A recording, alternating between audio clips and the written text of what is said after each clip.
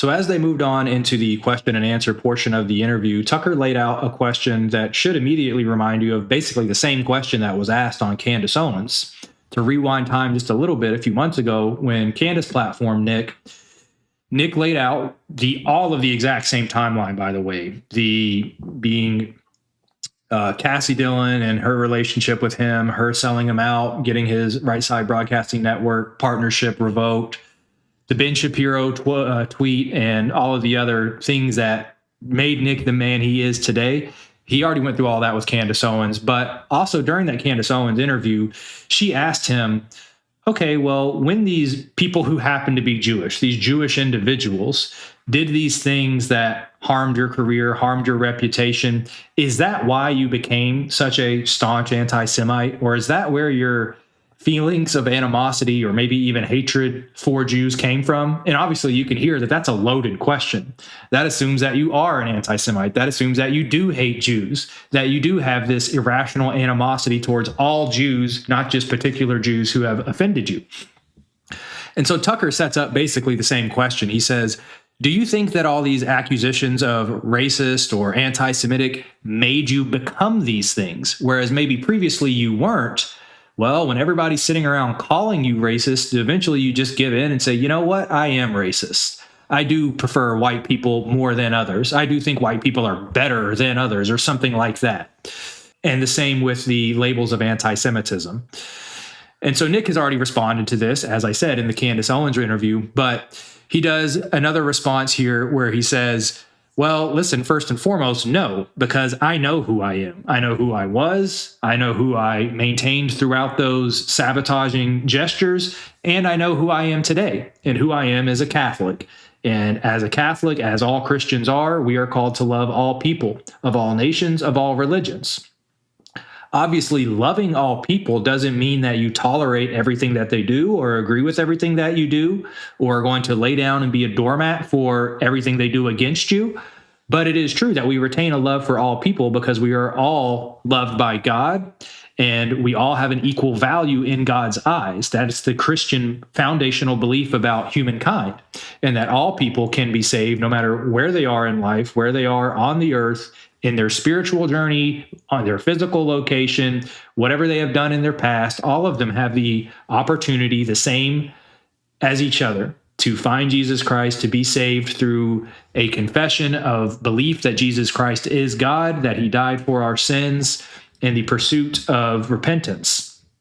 And so Nick lays out that, no, not then, not through that, and not now do I have hate for any individuals or hatred for any groups. No matter what they did to me, I still have not fallen into hatred for anybody.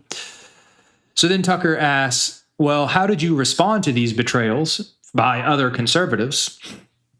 And Nick says, well, I had a couple of options at that point. I could either try to recalibrate, apologize, and reinstitute myself and try to re-infiltrate those institutions. Maybe I could get a job at Daily Wire or on Blaze or Turning Point USA or some other mainstream conservative outlet. Maybe if I did an apology tour and I said that my beliefs were wrong and I'm a different man now, maybe I could become part of the institution. That's option A.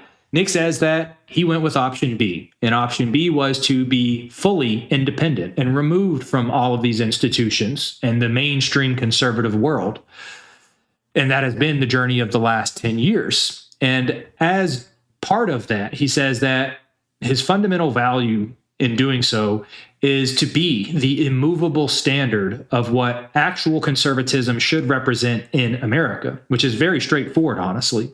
Even in the word conservative, what are you conserving? There has to be an immovable standard that doesn't compromise over time. That's what conservation means. And so Nick extrapolates from conservatism. What should be being conserved is obviously the Christian ethos of America and the ownership of America of its ethnic progeny, that we are the inheritors of it. Nobody else are. Nobody else built it. Nobody else bestowed it to the next generation. Nobody else is owed it. We have an entitlement to it. Our fathers, grandfathers, great-grandfathers, our family members who fought in the Civil War and in the Revolutionary War and were the initial settlers and pilgrims and so on and so forth, they are the ones who get to decide who are the future owners of America, and they made it clear in their own writings, including the founding fathers, who the future of America should be passed down to. And it was Christians and it was Europeans. And so we are trying to conserve those values. And no matter what the current political climate is, what the culture has become, we aren't changing in those values. Everything that we believe is backed by Christianity and the objective reality that America was founded by a certain people with certain cultural practices. Those cultural practices were very, very successful. They were part of why America became the single most influential country in the world, militarily, economically, culturally. These things must be conserved. And in order to conserve them, they must be succinctly named. And so Nick said, that's who I chose to be. Rather than be an infiltrator and work from within, I said, fine, I'll be on the outside. You guys want me on the outside? Okay, I'll operate out there. And as I am operating out there, I don't have to make any compromises. I'm not beholden to Rupert Murdoch. I'm not beholden to Ben Shapiro at the Daily Wire. I'm not beholden to advertisers or any special interest group. And by the way, this is why my platform, I decided to call it Beholden To Truth. It's because after I found Nick and saw everything that he was doing, and he spoke through all these conflicts of interest, these special interest groups that are financing all of our politicians and financing the commercials on TV and financing the education system. He explained all of this very clearly that, listen, I like some of the things Matt Walsh says, but at the end of the day, he's beholden to a Jew or multiple Jews who own the Daily Wire. And so he can't be critical of Israel. He can't talk negatively about the Jewish religion. Tucker Carlson, while he was at Fox News, was beholden to Rupert Murdoch and the producers of his show, and for the same reasons. He can't be critical of Judaism. He can't be critical of Jewish culture or the nation of Israel. And you just go through this with every single one of the conservative outlets that exist: Breitbart, Blaze TV, Turning Point USA, being deeply backed financially by a number of different Jewish billionaires. So as Nick saw that all of these trusted individuals who we thought were on our side are beholden to these various conflicts of interest and special interest groups, he says, listen, I'm beholden to nothing other than the truth. I'm beholden to Jesus Christ. And that's the name Jesus gave himself in John 14:6, where he says, I am the way, the truth, and the life. Nick stands on that above all else and says we have to be beholden to nothing other than the truth. And the truth is that this is a Christian country. It needs to stay a Christian country. This was a country founded by white European people for white European people. These things are just objectively true. Men are not women. Humankind exists as a patriarchy, as described in the Bible. These things have to be conserved and protected. And so we're not going to compromise on a single one of these values. The races are different. The genders are different. Every nation in this world has its own self-interest. All of these other religions that want to promulgate themselves are obviously in contradiction to Christianity. And so we have to just be as fundamentally narrow as staying beholden to the truth on all of these subjects. And so that's what Nick articulates back to Tucker Carlson. And so that's a little bit of extra commentary that Nick didn't fully lay out with Tucker in being beholden to truth and all of that. But it is a summary of saying that there was two choices. I could infiltrate and do the whole apology tour, or I could strike it out on my own, no matter how painful it was, and stand on truth. And that's obviously what he did, and we're all grateful for that. Meeting the people that you actually want to meet this day and age is basically impossible. Well, I have a solution to these problems.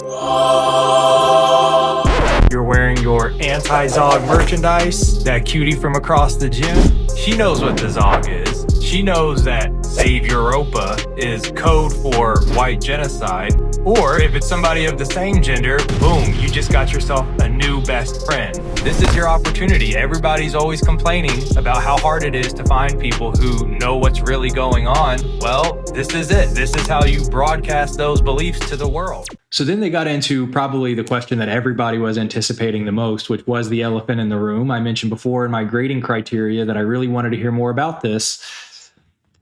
They make some jokes about how they were each calling each other feds, and then they lay out the reasons for those. And so Tucker Carlson says, well, the reason I was calling you a fed is because basically everybody who represents a resistance to the neoconservative movement, you are personally attacking and working to destroy.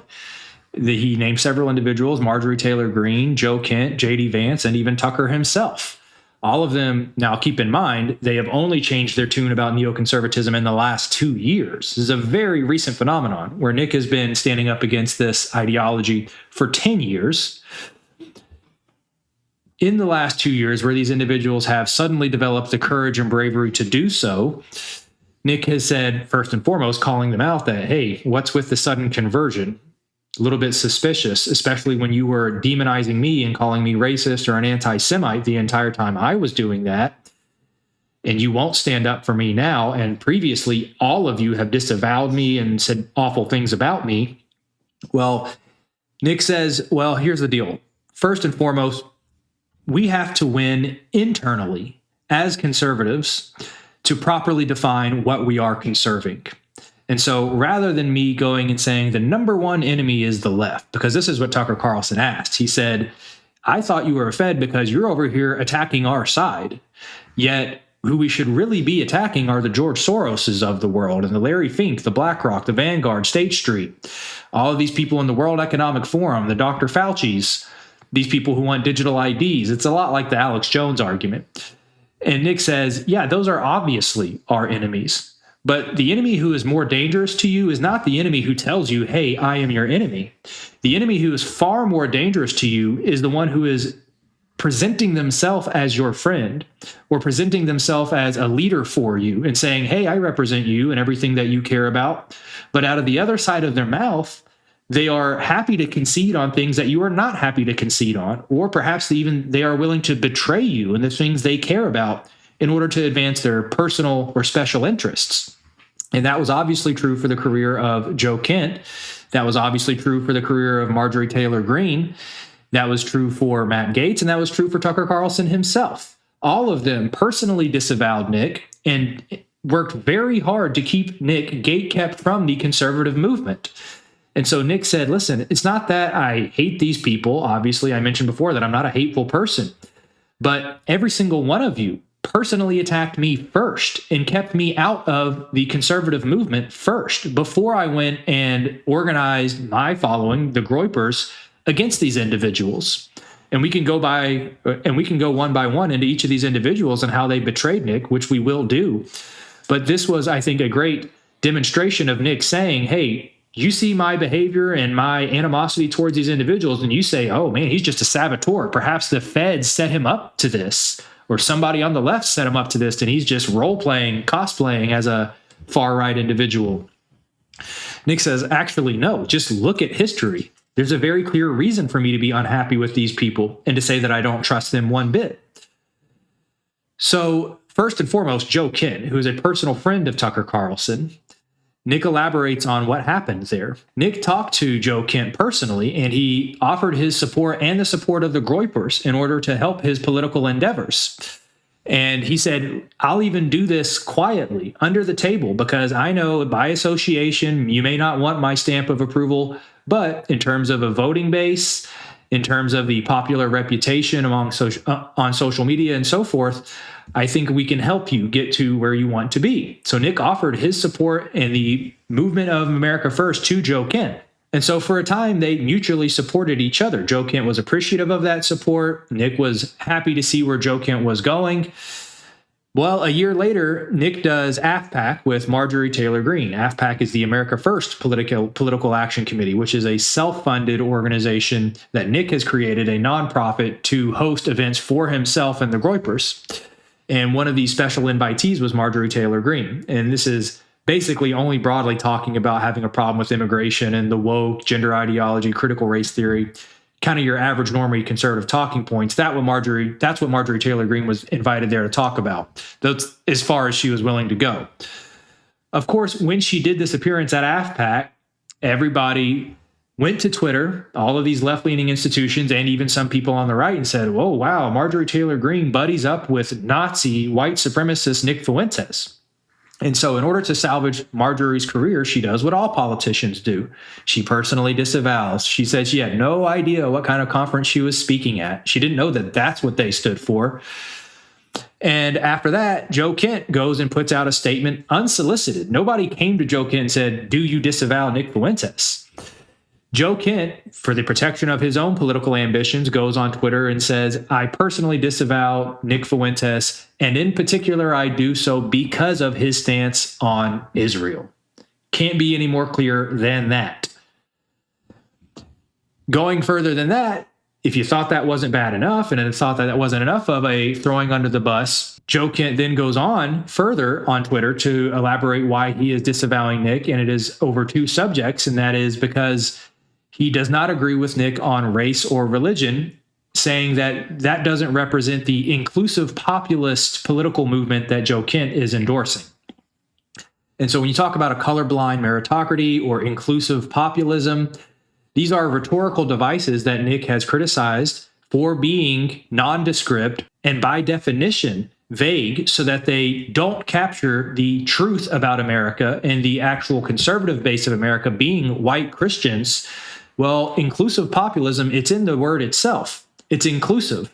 Anybody who wants to be a hard worker is included in the inclusive populist movement. No matter what religion or national affinity or ethnicity they are invited to be part of this inclusive populist movement. And the same for being a colorblind meritocracy. All of these platitudes and catchphrases that Connie came up with in order to expand their base, these are the things that America First has always rebuked. And so this is Joe Kent personally making it a priority to distance himself from Nick for the specific reasons of Nick is too critical of Israel, he cares too much about white people, and he cares too much about Christianity. And so Nick is like, yeah, Tucker, don't you see why I might have a problem with this guy? He said in private that he supports me. He took my support from me personally and my following. And then he went out there and said, we can't be critical of Israel. America's not really a white country, and that America's not really a Christian country. So, yeah, I think I have fair game to be upset with him personally and obviously disagree with him ideologically. And Joe did all these things to him first, which invited Nick's criticism of Joe Kent, his examination of his CIA history, and so on and so forth. And the same with Marjorie Taylor Greene, where she goes up there and said she had no idea what America First stood for, what Nick stood for. And obviously, when it comes to Tucker himself and the criticisms that Nick has had about him, Tucker has been caught on tape, red-handed, admitting that he knew his father was in the CIA prior to later discussions where he would then go on to say, oh, it was a complete surprise to me. And then in terms of Nick's attack of Tucker himself, once again, it was who shot first? You shot first. Okay, you're the one who called me a gay kid in my mom's basement. You're the one who lied about not knowing that your dad was in the CIA. I simply exposed these things, and you then exacerbated the problem by saying he's a Fed, he's just a gay kid living in his mom's basement, and all this stuff that, honestly, I have the right to be upset about and the right to call you out on. And so they did talk through this beef, and you can take the explanations for what they were on the surface. They didn't press deeply into this debate about Tucker Carlson's background and his father, Dick Carlson, running the Voice of America, which was the propaganda outlet of the CIA. They didn't really press that subject, and I think Nick was probably aware enough to not make that a big deal in this conversation, although I think we all would have liked him to press that subject a bit more. And to be fair, Tucker acknowledged something that happened last week where he was speaking at an event at a local university, and one of the students brought up the fact that his father was in the CIA, and Tucker responded pretty angrily towards that individual. He even said, I'm going to beat you up, and that kind of stuff. Don't bring up my father. He was a good man. But Tucker humbled himself in this interview with Nick and said, that thing that happened last week, clearly, I'm sensitive about that topic, and I didn't handle that situation as best as I could. You're probably a better orator or better articulator than I am when it comes to these subjects. So I think that was perhaps a missed opportunity, though. Nick could have pressed on that a little bit further and say, can you see how, looking from the outside, the far right, who are being kept out of the conservative movement, do you see how when we look at the trajectory of your mainstream conservative career, previously you were on, I think, MSNBC as kind of a recurring guest, then suddenly Bill O'Reilly gets ejected from Fox News, you step into being the number one conservative commentator in America, the most influential by far. This coincides with Trump's ascendancy. And from day one, you try to advance this whole colorblind meritocracy thing, which fundamentally undermines what is actually America First. Do you see how adding those factors in with your leaked text messages about what you had to say about Donald Trump, contradicting what you had to say about him while you were on air, the conflicts of interest with who you were working for, Rupert Murdoch being personal friends with Benjamin Netanyahu, obviously your father's role in the CIA, the fact that you had tried to be in the CIA yourself, your globetrotting endeavors, meeting with all these national leaders, going all the way back to your 20s. Some of this stuff just looks conspicuous, and I think it's fair to have a conversation about those things, but it is only a 2-hour interview, right? So there's only so much conversation that could be had, and there are several other topics that we're going to go through. Just a little bit of an observation. One other thing that I thought was perhaps new information. This goes back to the hit piece that Tucker was involved in working with Max Blumenthal's wife in the Gray Zone, where Tucker was calling around trying to get information about Nick, who he was. And Tucker says during this interview, I kept hearing about you and obviously saw that you were gaining popularity, so I was making phone calls. Apparently, a direct phone call happened between Tucker and Nick directly. And Tucker said during the show that I talked to you on the phone directly, and I thought that we settled this. This whole, are you a Fed? Am I a Fed? What is really motivating you? What are your political ambitions? So apparently a conversation between Tucker and Nick actually already happened, which I thought was a very interesting revelation, because I think a lot of us thought that the two of these people had never spoken directly before. They've each used their own respective platforms. Maybe they have some third-party intermediaries who have passed messages back and forth. But no, apparently a phone call actually happened to them directly, and not just a quick check-in, but it was a confrontation where they thought they had settled these matters. But obviously, as recently as a couple months ago, not so much. But here we are now, October 28th, 2025. Maybe these matters are settled now. We'll see. Nick has a reputation for being pretty harsh on people who he has a polite conversation with on their platform. He's gracious for the opportunity to express himself. But if they expose themselves to be criticized, he has no hesitancy to do so. Obviously, Candace Owens is a great example of that. But other people, including Glenn Greenwald, including Dave Smith, he's pointed out why they at times can't be as trustworthy, those two individuals specifically, because they are Jewish. It's not to say they are untrustworthy because they are Jewish, but it is something to say that the opportunities they are given to speak on certain subjects, the invitations they get, such as the Joe Rogan show, being on Piers Morgan, so on and so forth, there is a bit of tokenism happening there that obviously Dave Smith and Glenn Greenwald are both highly critical of Israel and have been for quite some time. But there's a big difference between, for example, a black person talking about black crime. They're usually given the stamp of approval to do so. Their fellow black people might call them Uncle Toms or whatever, but it's not seen as racist because they're black. In the same way, Glenn Greenwald or Dave Smith criticizing Israel, they're not seen as anti-Semitic from the larger camp. They may be called self-hating Jews by other Jews, but as a whole in the political landscape, they're not seen necessarily as anti-Semitic in the same way that a white Christian would be for criticizing Israel or the Jewish religion, Zionism, etc.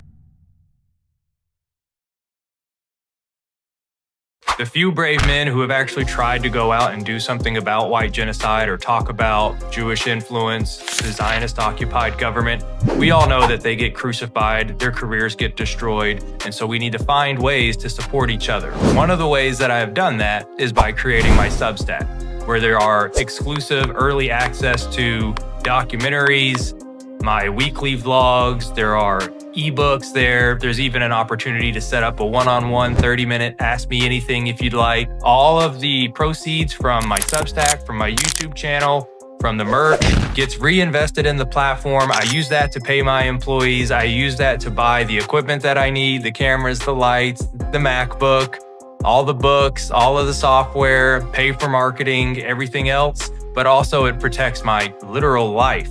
So if you want to help out, please do head on to Substack, get yourself a subscription. Thank you. I appreciate it. America first and Christ is King.